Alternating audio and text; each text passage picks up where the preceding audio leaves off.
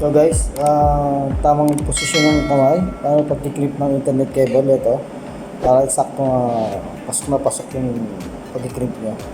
So ang kulay niya para mabilis nyo, lagi nyo tatandaan white orange, orange, white green, blue, white blue, green, white brown, and then brown.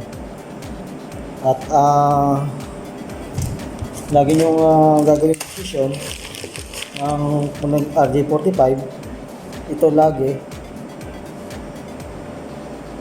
nyo nakaharap sa inyo, no?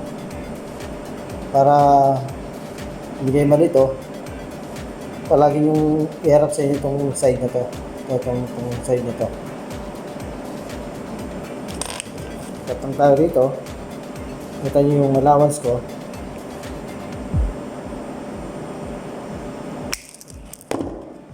Tapos, ayan guys, makita nyo. Ayan o, diba? Mas mapasok siya. At makita nyo sa ibabaw.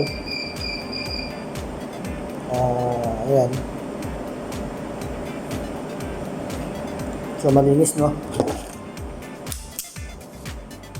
Saan yung banatan mo yan?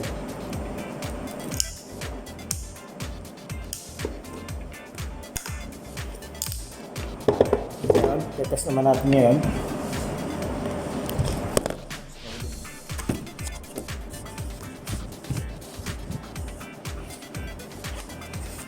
Tingnan natin kung gagana siya. So ito yung cable tester natin. Kailangan na mag-connected lahat siya.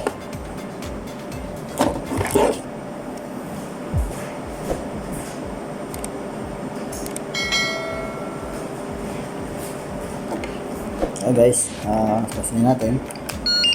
Ayan guys, oh, ito nyo, isang anuan lang, pira lang tayo, connected agad siya.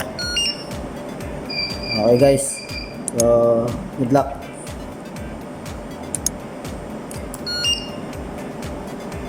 Okay guys.